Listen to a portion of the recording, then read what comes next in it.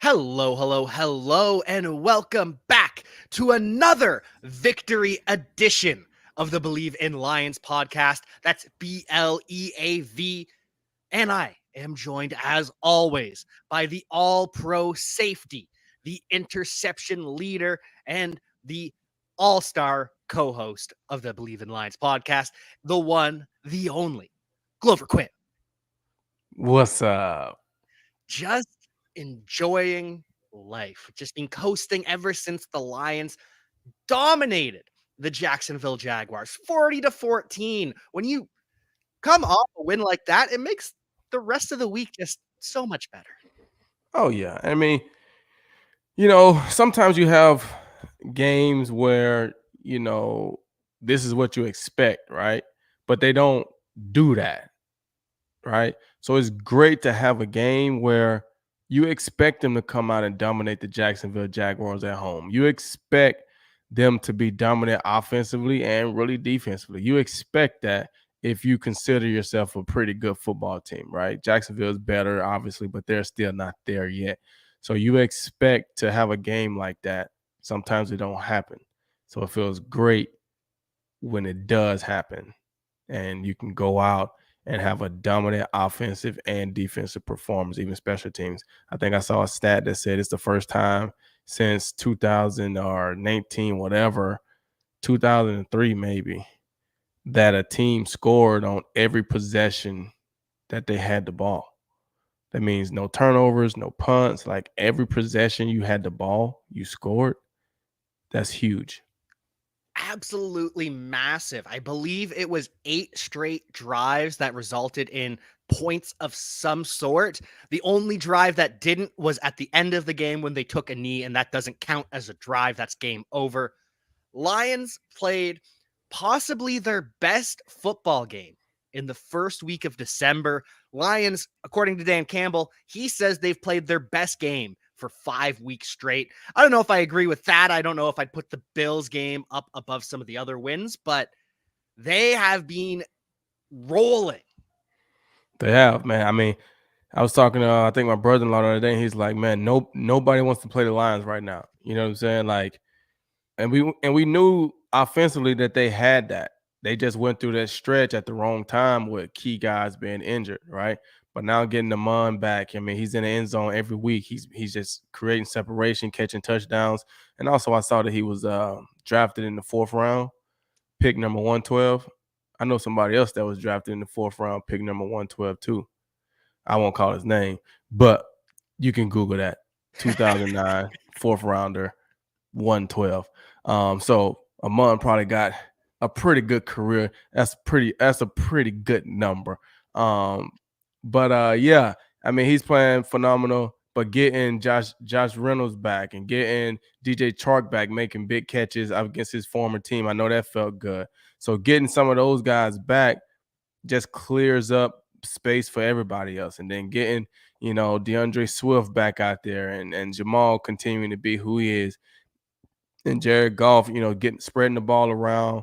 Um, I mean, the offensively they've been good all year. They just, had some struggles when those guys got injured. But then when your offense is playing well, your defense is getting a lot better, and you can do that. You know what I'm saying? They scored 45 points on the Philadelphia Eagles. The defense just wasn't up to par, and they gave up 48.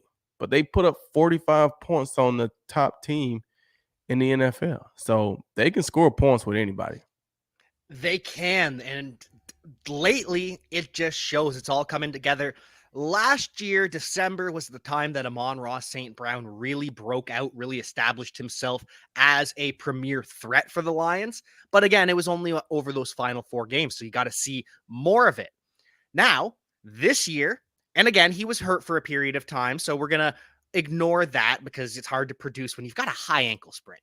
Right. However, now that he's healthy, over his last 4 games, Amon-Ra St. Brown is averaging, this is his average over that period of time, 11 targets or 11 receptions on 12. No, sorry. Where am I looking at here? Last 4 games. Sorry. Here we go. 9 receptions on 10 targets. So gets targeted 10 times, only 1 incompletion per game. 109 yards, and he has 3 touchdowns in those 4 games. And keep in mind, the only game he didn't top 100 yards over the last 4 weeks was the blowout against the Giants when he went for 70 yards and didn't need any more than that. And quite possibly the most impressive thing about Amon-Ra St. Brown, all of his third down targets go for first downs. First downs. He leads the NFL in first downs gained on third. 18.2% of his routes run result in a first down on third. Oh yeah, that's huge. That's phenomenal. And I mean, he's that blanket in the middle that's gonna move the change for you. He's creating separation across the ball on the sidelines. He's doing a lot to move the chains, and now he's getting in the end zone. That just creates a whole nother, situation for a defense. It's just hard. It's just hard to defend all those different weapons. And then especially when you get DJ Chark and these other guys continuing to make plays and they're getting back healthier. So offensively, they're scary. And like I said, defensively, they've been playing better. When your offense can control the ball and score points, and defensively you can get a couple key turnovers, hold teams or whatever. I mean, it's hard to score 40 points in the NFL, but if your team can score 40, it's hard to give up 40, man. Like you just got to play solid defense. And they've been doing that. So it's been fun to watch these last few weeks. Even the Bills game that they lost, it still was a fun game to watch them play and compete. And, even though they lost that game, I feel like it gave them a lot of confidence knowing that, man, we competed. We were right there with one of the top teams, and we probably could have won that game. A bounce here, there, a coverage, a long field goal, whatever you have it. So I think they lost that game, but I think it still gave them a lot of confidence. And, for them to come off that game and to come back into this game, having that weekend off and being able to have a dominant performance like that, it was just incredible. It really was. And this was the first time in forever that we also saw more DeAndre Swift than Jamal Williams. Swift played 51% of the snaps. He outcarried Jamal Williams, and he goes for 100 yards from scrimmage on the day, both as a receiver and on the ground. DeAndre Swift is back in full. Also had a goal line touchdown, which has been Jamal Williams' specialty lately. So just seeing everyone get healthy, seeing this offense click, and knowing that it could get even better because we didn't see very much Jamison Williams. I believe he played only 8 snaps. He only ran 2 routes, didn't catch his target, but it was kind of a throwaway more than a target. But everyone before the game made a big deal. And I don't know if you heard this or not, but Jay Glazer reported that we're going to see Jamison Williams as a gunner on special teams. This didn't happen, but the internet lost their mind. How could you play your first round receiver as a gunner on special teams? How could you do this? He's coming off an ACL. This is why the Lions are the Lions. Hold on. He was a gunner at Alabama and was amazing at it. And doesn't he have to learn to get back to game speed anyway? So what's the problem here? Yeah, I wouldn't put him at gunner. No? No. Awful. I mean, that's one of the hardest positions to do in football. Coming off of ACL, I mean, as a gunner, you're running down trying to tackle the punt returner. So if they go single coverage on the outside, yeah, that's easy because it's one guy out there. You make a move on him and you just outrun everybody. But when they put 2 guys out there, and now you're trying to fight off 2 guys, you get rid of one, you got another one hitting you. Coming up to ACL, you don't need to be out there gunner, boss. Don't do that. That's good to know. know. Don't do that. No. Not coming up to ACL. If he was just a rookie, yeah, put him out there gunner, let him just play and, get a couple welcome into the NFLs and this and that. Coming off the ACL, no. That's interesting. And that does make a lot more sense to me because I know you are a big special teams fan. You got to be able to play special teams. It's important. But the injury with the knee, I can understand that. Just maybe they're doing it in practice and maybe that was overreacted by the media. Because would you have an issue with him being a scout team gunner in practice? Yeah. My first round draft pick coming off of ACL in week 14, he don't need to be doing no gunner stuff. Gotcha. Uh-uh. Gotcha. So Not just at this more. point because you're so close to the end of the season. So you don't, if he's gonna get injured again, you will want that to be him running a route or him catching the pass. Like you didn't draft him in the first round to be a gunner. Let's just call it what it is, right? Even though he has that ability, it'd be different if he was the punt returner, right? But you didn't draft. You got plenty of backup corners or safeties or backup wide receivers that can run down there as a gunner. You didn't draft Jamison Williams that early. You didn't trade up to get him to have him play gunner. So I wouldn't do it in practice either, right? Because especially at this point in the season, because if something happens at this point in the season, now it goes over into next season. So you don't really want that. If he's gonna go down, I will want him going down, running a route, and it just happens again. Not being a gunner. Nah. And Gotcha. like I say, all because of the injury. If he was a healthy first round rookie, yeah, put him at gunner, let him get beat up a little bit, have fun, you know what I'm saying? Make him earn his stripes. I understand that. Coming off the ACL though, I wouldn't do it. That makes a lot more sense. I can get on board with that because yeah, we just need to see more Jameson. I want more Jameson. I know 8 routes is amazing, it's impressive, but the fan in me is just clamoring for all of the Jameson Williams. And I think that was good that they played a game like that last week. And being that they were up that much, yeah, I probably would have liked to see them take a shot to him at some point in the game later in the game just to let the fans see him run and give him an opportunity to catch a pass. But at the end of the day, when you're dominating a game like that, putting him out there for 8 plays, it's week 13. These guys been playing no week it's week 13 now. Last week was week 12, I think. I mean, these guys been playing a lot of games. They're in game shape. Their bodies are in game shape. Jameson hasn't. He's been running and working out at the facility, I'm sure, but he just hasn't been playing games. So just to put him out there a couple times, just so he just get a feel for being on the field. You know what I'm saying? But the pressure of having to go out and perform and catch 10, 12 passes and this and that, it's not there. But we're gonna let you get out there and have a little contact with somebody, go block somebody, and just kind of feel the game a little bit. And luckily we didn't really need you this game, but we can work you back in because next week against Minnesota we might need you. So And next week against Minnesota is going to be interesting because I just got word about half an hour ago that the lines have dropped and the Detroit Lions are 2.5 point favorites over the Minnesota Vikings. Vegas has the Lions winning. No one wants to play the Lions right now. no one. And I mean, they playing in Detroit too, huh? They went to Minnesota the first time, huh? Yep, it almost won. Yeah, the Lions always play Minnesota tough. You know what I'm saying? Like I I mean, I'm gonna pick the Lions to win, but Oh, I almost pick them every weekend, except when they was going on their stretch. I had to be a little realistic at the time, but like now I pick them. I mean, I picked them to beat Buffalo. You know what I'm saying? But yeah, Vegas two and they give them 2.5 points. Oh yeah, got to go with the Lions. It's an exciting time to be a Detroit Lions fan. And I And think they're gonna get in the playoffs, man. They I've been win. saying it. They win Sunday. They're gonna get in. If They they win because, like we were talking about last time. What the race to 9?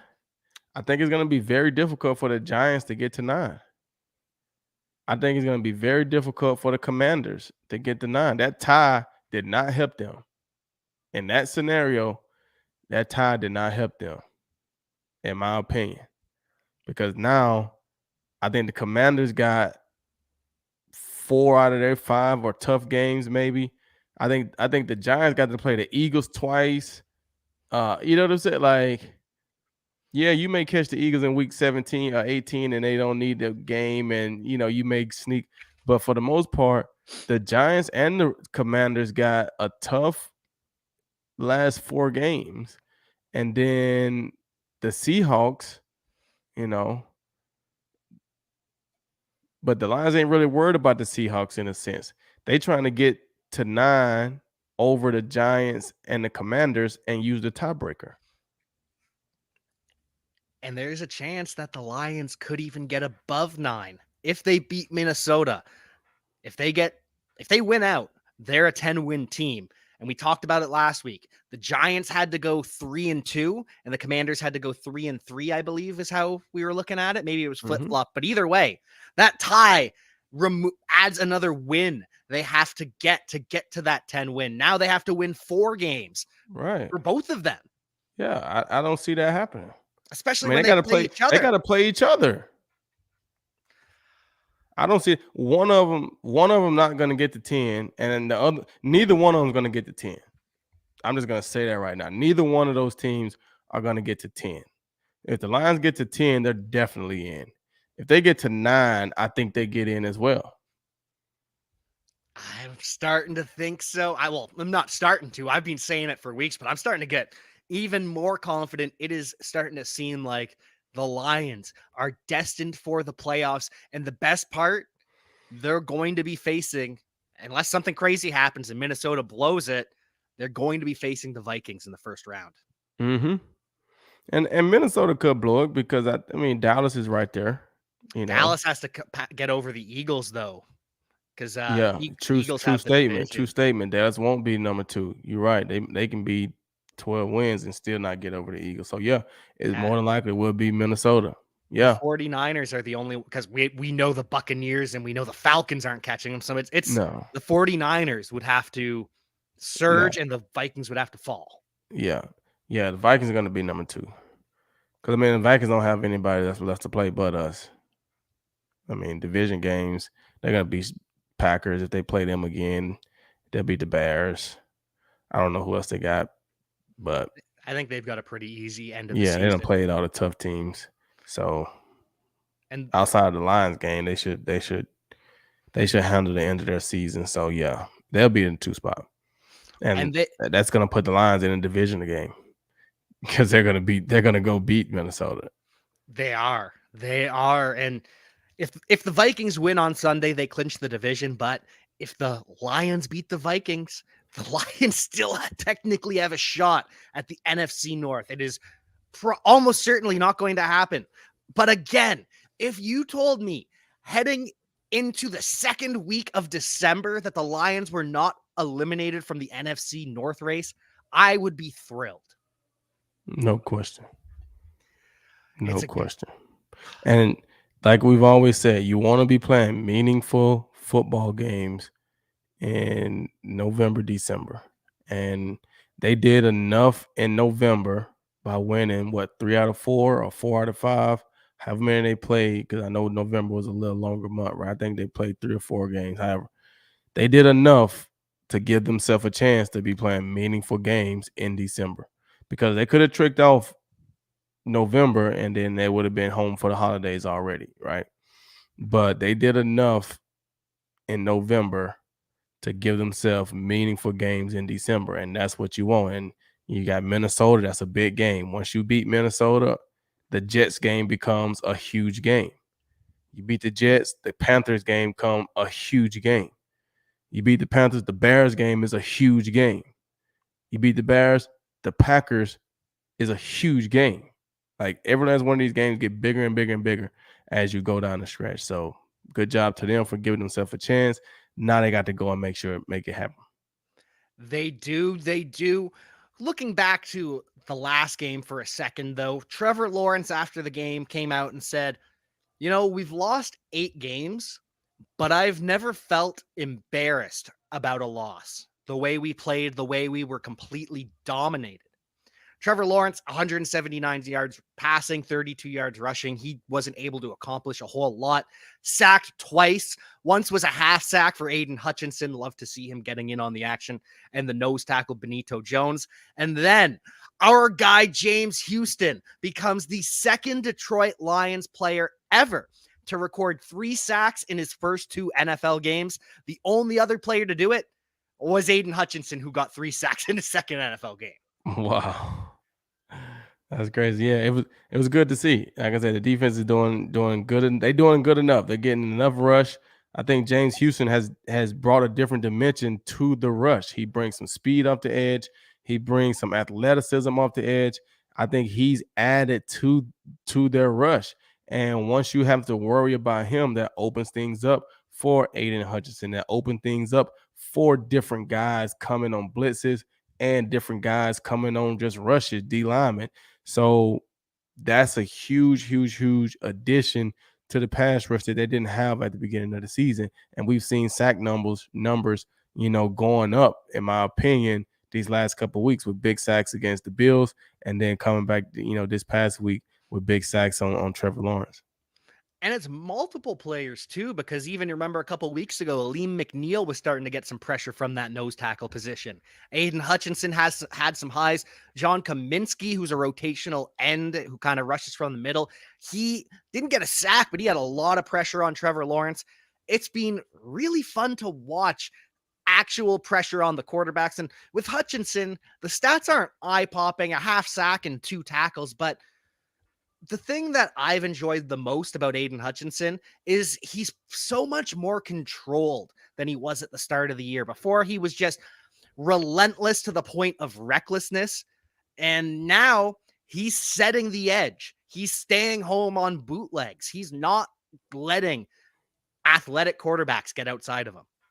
See, you learn, and I used to tell players this all the time when I played, because you learn, right? Every play is not your play to make. And I think for young players, especially a first rounder coming in with a motor, I think they feel like they can make every play. Every play is not your play to make. So then that forces you to be patient.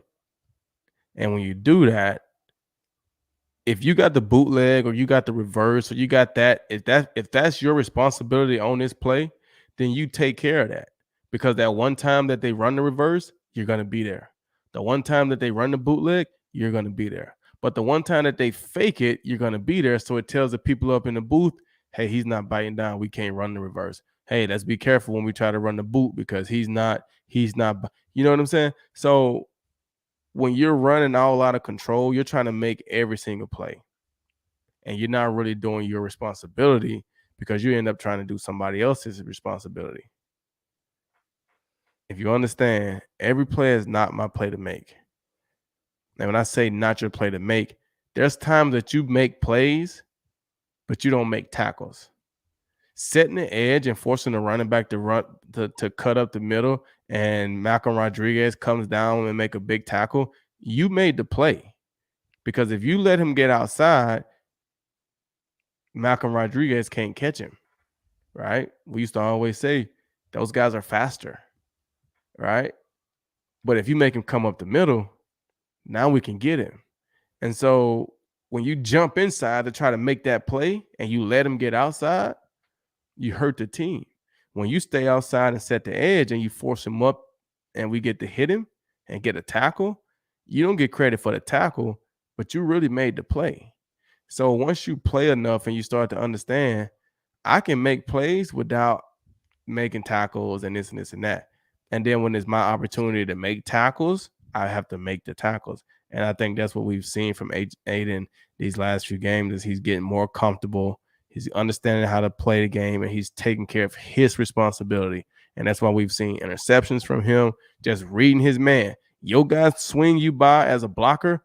They don't just let you run free in the NFL. Every now and then, somebody miss a tackle, but miss a block. But that's why you see when those D linemen come off the edge, or they come and they just absolutely free, it kind of freaks them out a little bit. Like, they're just like, hold on. There's no way I'm supposed to be free. Like, what am I? Like, what's, you know what I'm saying? It's the NFL. They don't just let you go hit the quarterback. So if that guy's blocking you and he throw you by, you know something is going on. You got to put your foot in the ground and turn around. And that's what they teach. Sometimes it's harder for those guys to execute that, but that's what they teach. And Aiden, being young, he was able to put that together a few times this season, and it led to him catching an interception. And then it led to, Jeff Okudah getting his first interception. So that's just taking care of your business. And some of these stats that you read, they are so forced together, but it's still always impressive. So you look at it, Aiden Hutchinson is the first NFL defensive lineman to have 6 sacks and 2 interceptions in a season since Jared Allen and Julius Peppers in 2010. Now, that's impressive, but it's also pretty rare that defensive linemen get 2 interceptions in a season, period. And we need more than 6 sacks consistently. So it's nice. It's a feel good thing, but the NFL and the team PR departments love to find any stat they can to make things look as good as possible. Right. And I mean, I think, we say these things and the game is so weird, man.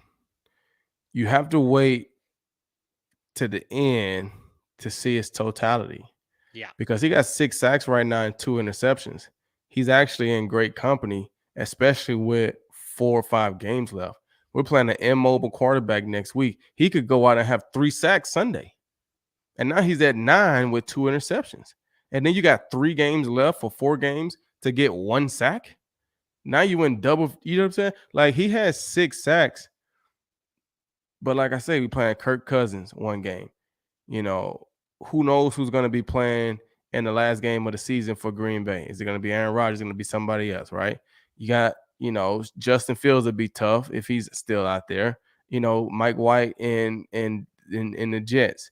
He's a sackable quarterback. You look at Sam Darnold in Carolina. Like he's going to play 3 games back to back with very high, could be sackable quarterbacks. And I mean, he could go 4 or 5 sacks in the next 3 games, and you're looking at 11 sacks. He end up in the Pro Bowl.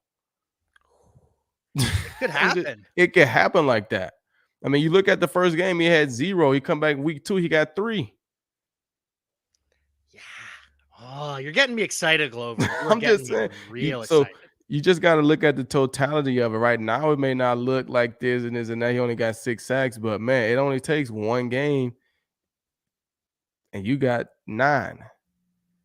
You look up at the end of the season, Aiden had 12 sacks and 2 interceptions, 2 forced fumbles, a fumble. Like, man, he had a solid year. When you're seeing it week to week, week in and week out, sometimes it may feel like because it's inconsistent, right? You go 0 sacks, then 3 sacks, then nothing, then nothing, then 1. Then so it's not a consistent every week he's making a sack or every week he's making a play or this and this and that. He'll go a few games without an impact play, but then he'll go on a 3-game stretch where he has a bunch of impact plays, right? So we just got to look at it at the end of the season, man. It's going to be a fun journey to the end of the season. Last kind of subject I wanted to touch on was the wide receivers of the Jaguars versus the Lions defensive backs, because Mike Hughes, who had a great game against the Buffalo Bills, really did a good job on Stephon Diggs. He wasn't covering Diggs on that play to end the game, which was unfortunate, but had a really good game.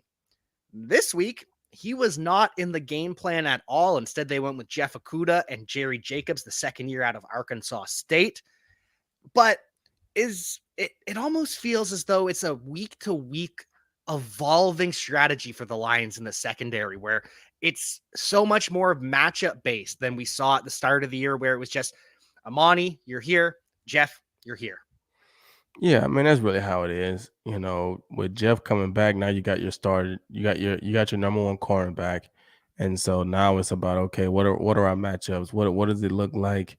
Especially if guys are what and what. These guys are kind of the same, or they're totally different. This guy does better with smaller shifter receivers. This guy does better with some of the bigger guys. So just all depends on what the game plan was. And it sucks that you're in that situation where your role varies based on game plan, right? You want to be one of those guys that doesn't matter. I'm out there, right?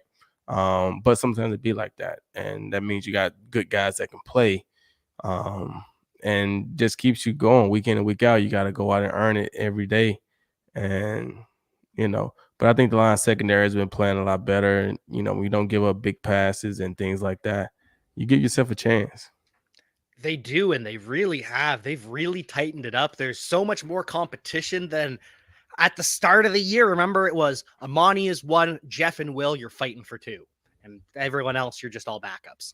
Now it's like Jerry Jacobs is in the lineup, Mike Hughes is in, Will Harris is in the slot, but almost a little concerning because this is the 3rd week in a row where we've been vulnerable to the slot. Christian Kirk, he goes for over 100 yards. He's 58% of the passing game. And it wasn't a big deal against the Giants that we gave up a bunch of yards to the slot receiver because it was just dinks and dunks. But then against the Bills, it really reared its ugly head when Stephon Diggs took that 40-yarder from the slot. Then again, this week, it's not that big of a deal because the Lions were so dominant, but it just has me thinking just a little bit. Yeah, you need good play on the inside.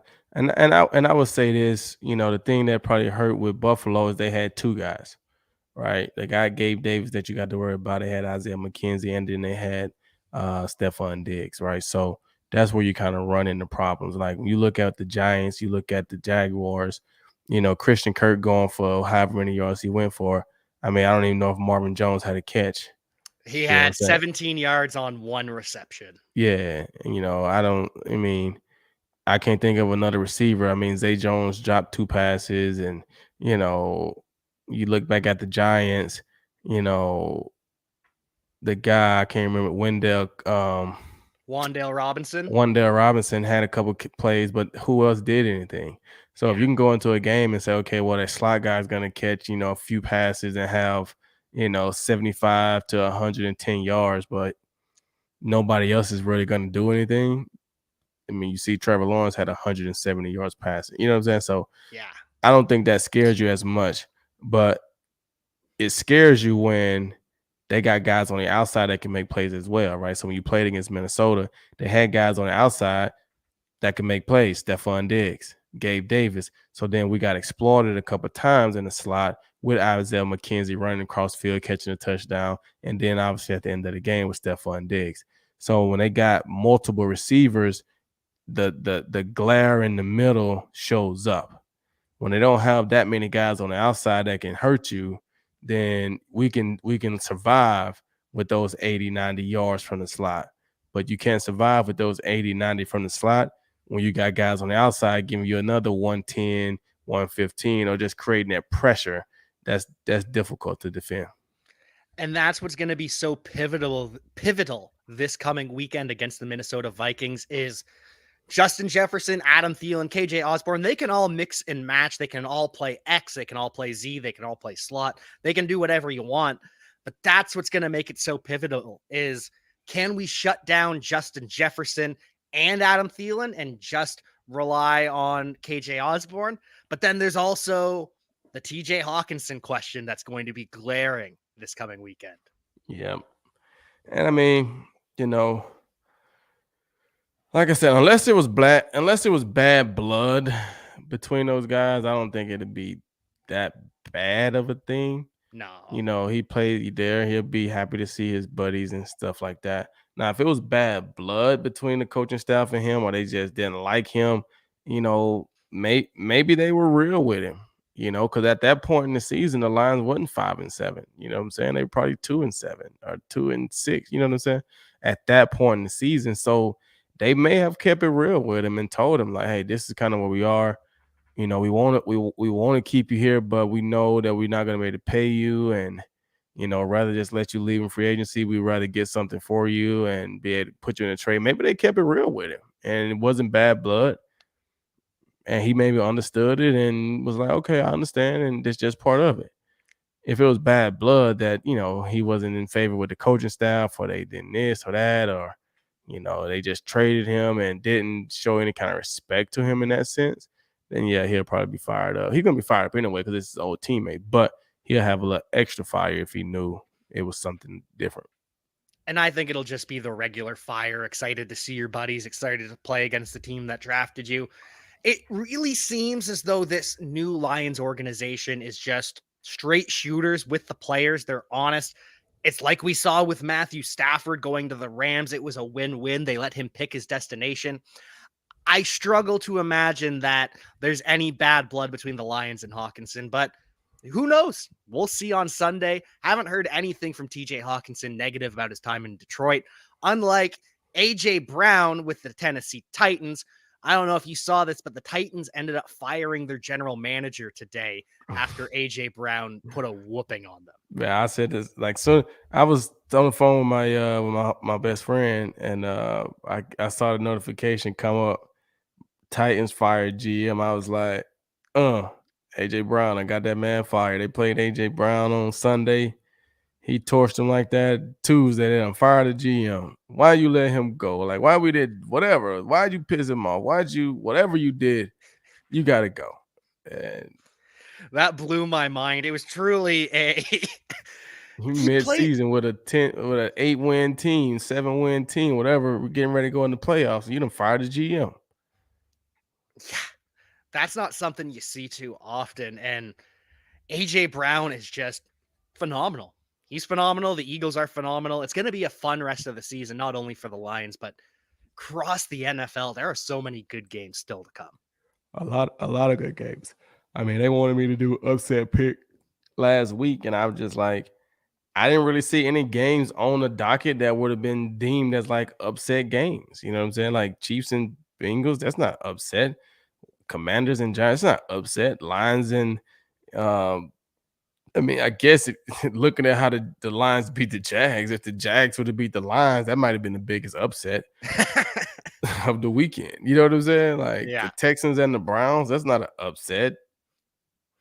And I mean, the Vikings over Buccaneers and Jets, Bucks yeah, over Saints. yeah, those are not upsets. The Jets are a really good football team. The Vikings are a good football team. If the Jets would have beat the Vikings, I don't feel like that would have been like an upset. That would have been, hey, that's a good game, and the Jets found a way to win. But like when you get into upsets with me, that's why when when the Lions were 2 and something, and they were playing, might have been the Packers.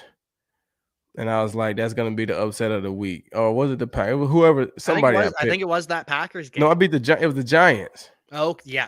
The Giants were 7 and something, and the Lions were like 3 and something. I was like, that's gonna be the upset pick of the week. That's with the way the Lions playing, you're like, bro, the Lions got a chance. But when you look at the record, you got a 3-win team playing against a 7-win team, 6, 7-win team. That's an upset. It is, and I'm sure we'll see some upsets on Sunday. We'll be talking about that more this next show that we're doing, the preview show, Lions versus Vikings. But until then, Glover, do you have any pluggables to plug? Any final thoughts around the NFL? Nah, man, this is like you said, this is gearing up to be a great end of the season. You know, excited that I'm actually into it this year, understanding what's going on and knowing the storylines, and so it's exciting times. I'm excited. I'm glad to be doing this right here and getting to talk about it. So appreciate you being a great host this whole season, and let's finish strong like the NFL. You are too kind. I will do my best to continue to be a great host. So happy to get to work with you each and every week. Can't wait to talk about this Vikings matchup because everything you said just has me so excited to see this game.